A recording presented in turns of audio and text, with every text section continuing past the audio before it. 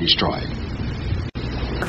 We were all greatly affected by Kent State because it was frightening to think that young people out expressing their opinions, voicing their disagreement with what was taking place would end up being killed for their views and their protest.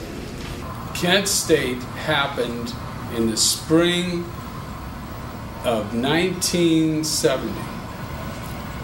Everybody was looking forward to a more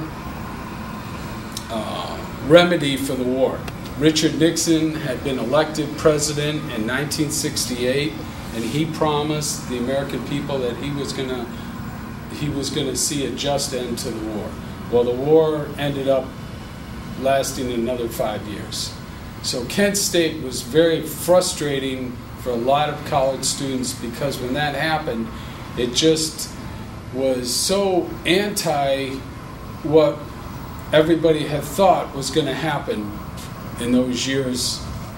They thought the war was going to be much more under control and was going to wind down.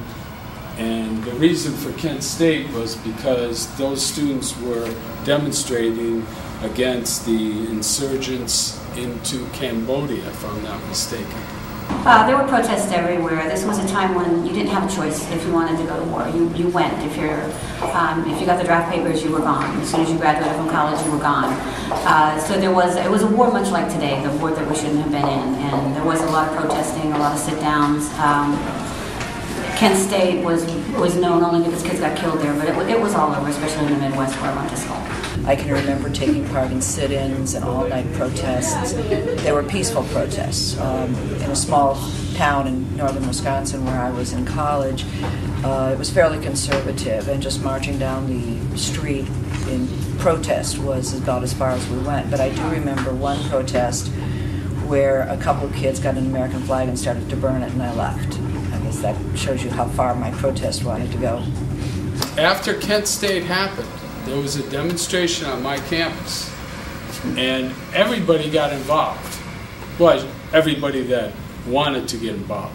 We marched into the administration building and in so many words, shut the campus down. There were no classes the following week, and it was my senior year, and ended up that I had no classes after that, no final exams. Professors just gave us our grades, and even the graduation ceremony was on a downturn because they didn't schedule it at any place nice. They had it out in the field, and it rained. So everybody was just told degrees are conferred, and we left campus.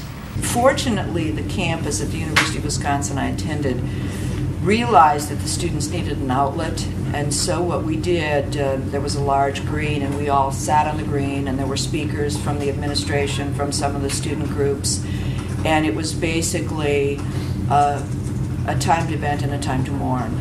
But I was just totally shocked that young American soldiers could shoot young American college students who were unarmed. And I realize now, the retrospect of 40 years, that they were just as scared as I would have been if somebody was holding a gun at me when they saw thousands of students. It wasn't a good time to be in the service. The general population was against the war, but once you sign up and you're in the military, you have to do the job that you signed up for. I can remember people spitting on me in the grocery store. And of course, when you got out, when you go home, there wasn't that honor of coming home and being in the military and serving your country. Because, people didn't agree with the Vietnam War, and they kind of displaced that onto the soldiers, which is really the worst thing you can do. Because if your country decides you're going to do something and you swear that you're going to do it, you just go out and do it. That's not for you to decide. You're not a politician. You're a soldier. Well, I graduated from the University of Southern California in 1963. In December, about 2 weeks later, I received my draft notice. Went down to the draft board and enlisted in the United States Army. Went to Vietnam as a second lieutenant in the Green Berets, or the Special Forces. Subsequently spent 15 or 16 months in Vietnam, in charge, a part of, and then in charge of what we used to call an A-team. An A-team consisted of between 9 and 12 men. We were generally parachuted into the northern and western regions of the Republic of Vietnam. Our job was to contact indigenous personnel, that would be the people who lived in Vietnam, and attempt to gain their cooperation in fighting the Vietnamese. I spent most of my time at Fort Meade, Maryland, where we did riot control against people who were protesting the war and different things. They were definitely, I don't have a problem with peaceful, but where people were throwing bricks and bottles, and the military was looked at with disdain. We were spit on if we went to the airports, booed and hissed, and we were just serving our country. When I left for college, I was very conservative, the oldest child of very strict parents. And I found college to be liberating simply because they weren't there, as some of you will find out. But gradually, I became more and more aware of the social issues that were affecting us. We were regular daters, you know, always had a girlfriend, and so much so, though, by the time I was 18, I was steadily going with the girl who would become my first wife. Ironically, my husband, when he graduated from high school, was all set to go on to college, had been accepted, only child, didn't really need to go to Vietnam, but he was brought up, as many at that time, to believe that one of the responsibilities of living in a democracy is that you do serve your country and you fight for democracy. So unbeknownst to his parents, he went down and he enlisted in the Marines. Mother almost killed him before he went to Vietnam, but he did go. He served 2 tours of duty, and ironically, now we talk about how he was there fighting and I was basically protesting the war. So we tend to laugh about that now. One thing we don't have to the extent that we did in the 60s was the racial tension. And that was a big issue. Martin Luther King, Bobby Kennedy, I remember those assassinations, and I remember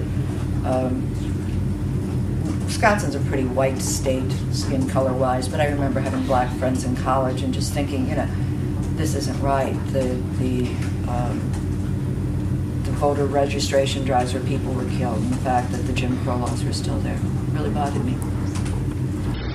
My fellow Americans, I have concluded that the time has come for action, not for the purpose of expanding the war into Cambodia, but for the purpose of ending the war in Vietnam and winning the just peace we all desire. I agreed with the war. I didn't agree with the way the war was being prosecuted. I thought that if we were there, we should do it, you know, full blast, not in half measures. And I think the Army was too politicized. They were taking their direction from politicians rather than from generals. I lost a cousin in the Vietnam War we were close friends besides being a cousin. So that even shook up my notions of what was going on and the purpose of it all. It made me realize that there are people that, of course, do not agree. People who were willing to go against the agreement that we had made with all these different countries. I guess I became more conservative, yeah. I see a lot of parallels to what's going on in the world today. We are losing young people every day, and it's not a war. We haven't had a war since World War II. We've had Vietnam, which was a police action. There are over 58,000 names on the Vietnam War Memorial. We had the Korean conflict, which is not a war. We've had Afghanistan is not a war. Iraq was a war for a while, but more people have died since then than a war. And I see a lot of the same things happening that motivated us.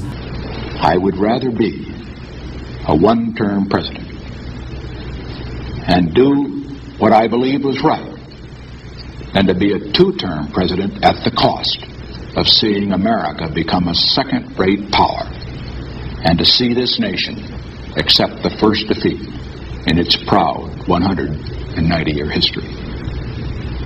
Thank you and good night.